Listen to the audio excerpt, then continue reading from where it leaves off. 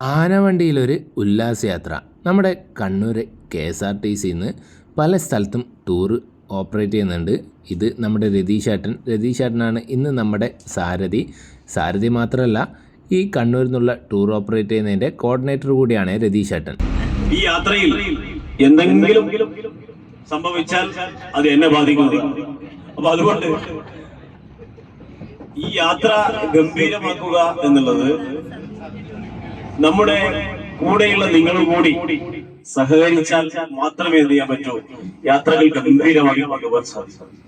അപ്പൊ നമ്മൾ KSRTC സംബന്ധിച്ചിടത്തോളം നേരത്തെ സാറ് സൂചിപ്പിച്ചതുപോലെ സത്യത്തിൽ നിങ്ങളോടൊരു നന്ദി പറഞ്ഞ് തുടങ്ങുന്നതാണ്. കാരണം KSRTC എന്ന് പറഞ്ഞിട്ടുള്ള ഈ ഒരു പൊതുമേഖലാ സ്ഥാപനം പല കാരണങ്ങൾ കൊണ്ടും നഷ്ടത്തിന്റെ ഇതിലേക്ക് പോകുന്ന സമയത്താണ് ഇതിന്റെ മുൻ MD ആയിട്ടുള്ള ബിജു പ്രഭാകർ സാർ ആവിഷ്കരിച്ചിട്ടുള്ള ഒരു പദ്ധതിയാണ് ആനവണ്ടിയിൽ ആനന്ദയാത്ര എന്ന് പറഞ്ഞിട്ടുള്ള പദ്ധതി. അങ്ങനെ ആ പദ്ധതി കേരളത്തിലുടനീളം ആരംഭിക്കുകയും അതിന്റെ ഭാഗമായി കേരളത്തിലെ കുറേയേറെ ആളുകൾ, നിങ്ങളെ പോലെയുള്ള കുറേയേറെ ആളുകൾ KSRTCയോട് സഹകരിക്കുകയാണ്. നമുക്കറിയാം, ഈ ഒരു കാലഘട്ടം എന്ന് പറയുന്നത് അത്യാധുനിക കാലഘട്ടമാണ്. ഈ അത്യാധുനിക കാലഘട്ടത്തിൽ നല്ല അടിപൊളി ബസ്സുകൾ, നല്ല ലൈറ്റ് സിസ്റ്റമുള്ള, നല്ല സീറ്റ് സിസ്റ്റമുള്ള, നല്ല സൗണ്ട് സിസ്റ്റമുള്ള കുറേയേറെ ബസ്സുകൾ നമ്മൾക്ക് അവൈലബിൾ ആയിരിക്കെ ആ ബസ്സുകളൊക്കെ വേണ്ടാതെ വെച്ച്, അല്ലെങ്കിൽ അത്തരം യാത്രകളൊക്കെ ഒഴിവാക്കി KSRTCയുടെ ചെറിയ പരിമിതികളിൽ നിന്നുകൊണ്ട് ചെറിയ സൗകര്യങ്ങൾ ഉപയോഗപ്പെടുത്തിക്കൊണ്ട് ഈ യാത്ര തിരഞ്ഞെടുക്കുക എന്നുള്ളത്, അതും 10-15 പ്രാവശ്യം നമ്മളെ തന്നെ തിരഞ്ഞെടുക്കുക എന്നുള്ളത് ഒരർത്ഥത്തിൽ അല്ലെങ്കിൽ ഒരർത്ഥത്തിൽ എന്താണ്, അത് നിങ്ങൾക്കുള്ള ഒരു റെസ്പോൺസിബിലിറ്റി, ഒരു ഉത്തരവാദിത്വം എന്ന രീതിയിൽ ചെയ്യാണ്. കാര്യം ഇതിനെ നമ്മളെ കൊണ്ട് കഴിയുന്നത് എന്താണോ അത് കൊടുത്തുകൊണ്ട് KSRTC സംരക്ഷിക്കണം എന്നൊരു പൊതുബോധമാണ് സത്യത്തിൽ ഈ യാത്രയും സംഘടിപ്പിക്കപ്പെട്ടിട്ടുള്ളത് എന്ന് 100% ഉറപ്പാണ്. അതുകൊണ്ടാണ് ഞാൻ ആദ്യമേ നിങ്ങളോട് നന്ദി പറഞ്ഞാൽ തുടങ്ങുന്നത്. അപ്പൊ ഇനിയുള്ളത് യാത്രകളാണ്. ഈ യാത്രകൾ എന്ന് പറയുമ്പോൾ ഇതിലിപ്പോ ഇഷ്ടം പോലെ യാത്രകൾ ചെയ്ത ആളുകളുണ്ട്. എന്നിരുന്നാലും ഞാൻ സാധാരണഗതിയിൽ ഇങ്ങനെ യാത്ര പോകുന്ന സമയത്ത്, ഇപ്പൊ വയനാട്ടിലൊക്കെ യാത്ര പോയ ആളുകൾ ഉണ്ടാവാം. അവരോട് എന്താണ് വയനാട് കാണാനുള്ളത് എന്ന് ചോദിച്ചാൽ ഒരു സ്വാഭാവിക മറുപടി അധികം എന്ത് വയനാട് കാണാനല്ലേ, കുന്നും മലയും കാണാനൊന്നുമില്ല. അങ്ങനെ ചില ആളുകൾക്ക് അങ്ങനെ ആൻസർ കിട്ടാറുണ്ട്. നിങ്ങൾ എങ്ങനെ പ്രതികരിക്കുന്നു എന്നുള്ളത് എനിക്കറിയില്ല. പക്ഷെ എന്നിരുന്നാലും ചില ആളുകൾ ചോദിച്ചാൽ പറയും എന്ത് കാണാനാ, എന്ത് കാണാനുള്ള, ഒന്നും കാണാനൊന്നുമില്ല എന്നുള്ളൊരു സ്വാഭാവിക മറുപടി വരും. അപ്പൊ അതെന്താണ് അതിന്റെ പ്രശ്നം എന്ന് പഠിച്ചപ്പോ അതിൽ മനസ്സിലായത്, നമ്മൾ യാത്രകളെ അല്ലെങ്കിൽ നമ്മൾ പോകുന്ന സ്ഥലങ്ങളെ നമ്മൾ കാവ്യാത്മകമായി കാണുന്നില്ല എന്നുള്ളതാണ് അതിന്റെ പ്രശ്നം. ഞാൻ നിങ്ങളെ യാത്രയുമായി ബന്ധപ്പെട്ടൊരു ഇൻട്രൊഡക്ഷൻ ആണ് പറയുന്നത്. അതിനുശേഷം നമുക്ക് ചായ കുടിക്കണം. ചായ കുടിച്ചതിന് ശേഷം നിങ്ങളുടെ കലാപരിപാടികൾ അരങ്ങേറേണ്ടതുണ്ട്. ഇന്നത്തെ യാത്രയെ പറ്റിയുള്ള ഇൻട്രൊഡക്ഷൻ്റെ ചെറിയൊരു ഭാഗമാണ് നമ്മളിപ്പോൾ കേട്ടത്. പറഞ്ഞത് സന്ദീപേട്ടനാണ് ഈ ഒരു ടൂറിൻ്റെ ഇന്നത്തെ ഓൾ ഇൻ ഓൾ. അതായത് നമ്മളെ എല്ലാവരെയും ഒരുപോലെ ഒരുമിച്ച് കൊണ്ടുപോകേണ്ടതും അതുപോലെ തന്നെ ഗൈഡിനെ പോലെ എല്ലാം കാണിച്ചു തരേണ്ടതും പറഞ്ഞു തരേണ്ടതും ഒക്കെ ചുമതലയുള്ള ഒരാളാണ് സന്ദീപേട്ടൻ. ആള് അടിപൊളിയാണേ. ഇന്നത്തെ നമ്മുടെ ബ്രേക്ക്ഫാസ്റ്റ് ഇവർ സെറ്റാക്കിയിട്ടുള്ളത് പേരാമ്പ്ര കൈതക്കൽ എന്ന് പറഞ്ഞ സ്ഥലത്ത് വൈറ്റ് ലൈൻ എന്ന് പറഞ്ഞിട്ടുള്ള റെസ്റ്റോറൻറ്റിലാണ്. നല്ലൊരു അടിപൊളി റെസ്റ്റോറൻ്റാണ്. അപ്പോൾ ബുഫേ സിസ്റ്റമാണ് ഇവിടെ. അപ്പോൾ എല്ലാം അൺലിമിറ്റഡ് ആണ്.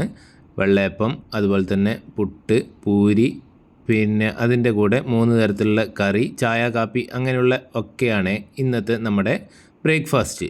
ഈ ഒരു യാത്രയെപ്പറ്റി പറയുകയാണെങ്കിൽ KSRTC ഇത്തരം യാത്രകൾ സംഘടിപ്പിക്കാൻ തുടങ്ങിയിട്ട്, അതായത് ഒരു ദിവസത്തെയും അതുപോലെ തന്നെ 2 ദിവസത്തെയും 3 ദിവസത്തെയും ഒക്കെ പല തരത്തിലുള്ള യാത്രാ പാക്കേജുകൾ KSRTCയിൽ ഉണ്ട്. അത് പലർക്കും അറിയില്ല എന്നുള്ളതാണ് വാസ്തവം. KSRTC ഇത്തരം ടൂർ പാക്കേജുകളൊക്കെ കണ്ടക്ട് ചെയ്യാൻ തുടങ്ങിയിട്ട് കുറച്ച് നാളായി. അതായത് 1 ദിവസത്തെയും 2 ദിവസത്തെയും 3 ദിവസത്തെയും 5 ദിവസത്തെയും ഒക്കെ ആയിട്ട് പല സ്ഥലത്തും ഇവർ ടൂർ കണ്ടക്ട് ചെയ്യുന്നുണ്ട്, അതും പോക്കറ്റ് ഫ്രണ്ട്ലി ആയിട്ട്. കുറേ പേരൊക്കെ അതൊക്കെ ഉപയോഗിക്കുന്നുണ്ടെങ്കിലും ഞാൻ ഉൾപ്പെടുന്ന കുറേ ഭാഗം ആൾക്കാർ, ഞാൻ ഇപ്പോഴാണ് ഇത് ഉപയോഗിച്ചത്, പക്ഷേ ഇത്രയും നാൾ ഞാൻ ഉൾപ്പെടുന്ന കുറേ ഭാഗം ആൾക്കാർ ഇതൊന്നും ശ്രദ്ധിക്കുന്നേ ഇല്ല എന്ന് വേണം പറയാൻ വേണ്ടിയിട്ട്. എന്താണെന്ന് വെച്ച് കഴിഞ്ഞാൽ KSRTC എന്ന് പറയുമ്പോൾ നമ്മുടെ ഉള്ളിലേക്ക് ഒരു പൊതുബോധം സൃഷ്ടിച്ച് വെച്ചിട്ടുണ്ട്. അതായത് KSRTC എന്ന് പറയുമ്പോൾ നമ്മളെ മനസ്സിലേക്ക് വേഗം വരുന്നത് അതായത് കട്ടപ്പുറത്ത് കിടക്കുന്ന ബസ്സുകളും അങ്ങനെയുള്ള കുറേ ഒരു ചിത്രങ്ങളാണ് KSRTC എന്ന് ഒക്കെ പറയുമ്പോൾ വരിക. അപ്പോൾ അങ്ങനെയുള്ള KSRTC ഇത്തരം ഇതൊക്കെ നടത്തിക്കഴിഞ്ഞാൽ വിജയകരമായിരിക്കുമോ, അല്ലെങ്കിൽ നമ്മൾ വഴിക്കായി ആവുമോ, നമുക്ക് കൃത്യമായിട്ടുള്ള ഭക്ഷണം കിട്ടുമോ, അതൊക്കെ ആയിരിക്കും എന്നെപ്പോലുള്ള ആൾക്കാരെ ഇത്രയും നാളും ഇതിൽ നിന്നൊക്കെ പിന്തിരിപ്പിച്ചിട്ടുണ്ടാകുക. പക്ഷേ ഇതിൻ്റെ ഭാഗമായപ്പോഴാണ് ഇത് എത്ര മനോഹരമായിട്ടാണ് ഈ ഒരു ടൂറ് ഇവർ കണ്ടക്ട് ചെയ്യുന്നതെന്ന് മനസ്സിലായത്.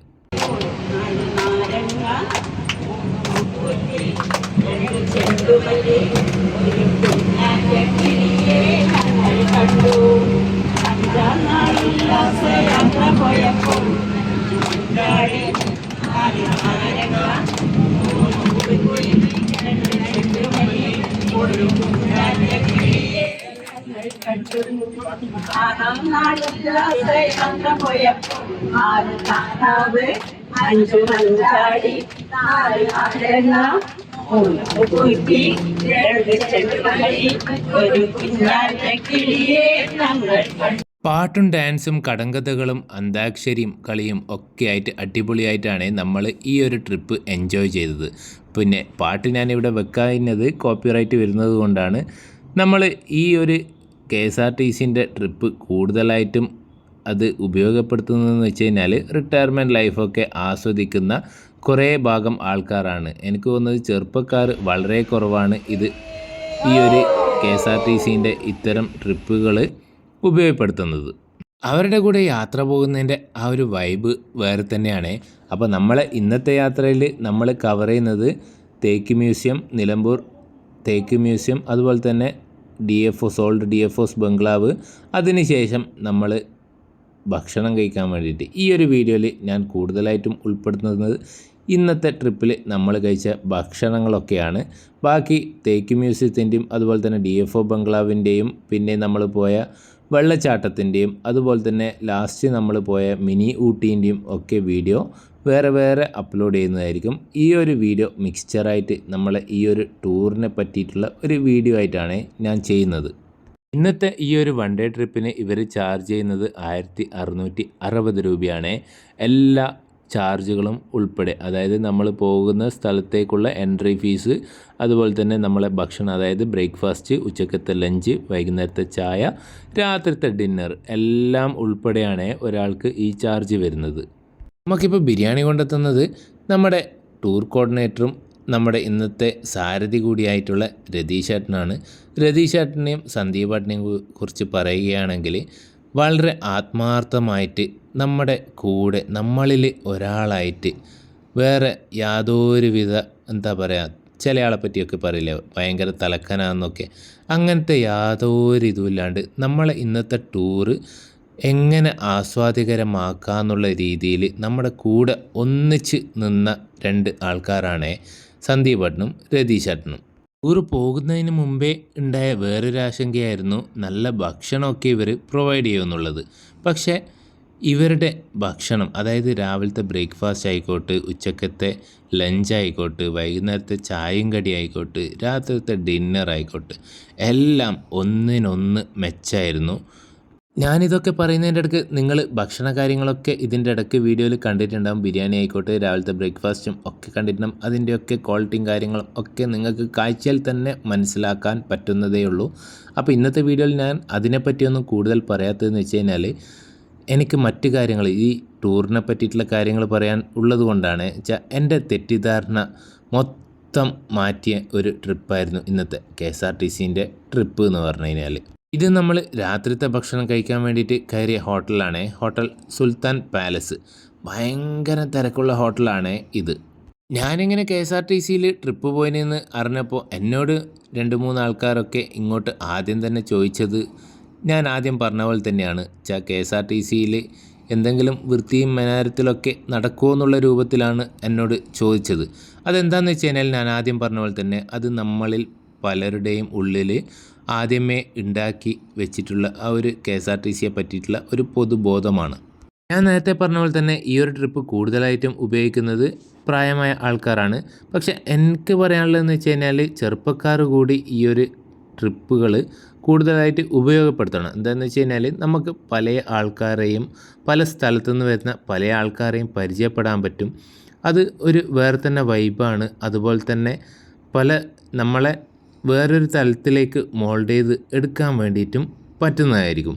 നമ്മുടെ കൂടെ ഇന്ന് യാത്ര ചെയ്തതിൽ തന്നെ കുറേ ആൾക്കാരൊക്കെ സ്ഥിരമായിട്ട് KSRTCൻ്റെ ഇത്തരം ടൂർ പാക്കേജുകൾ ഉപയോഗപ്പെടുത്തുന്നവരാണ്. അതിൽ തന്നെ 15 ട്രിപ്പോളം KSRTCയിൽ പോയ ആൾക്കാർ വരെ ഉണ്ടായിരുന്നു.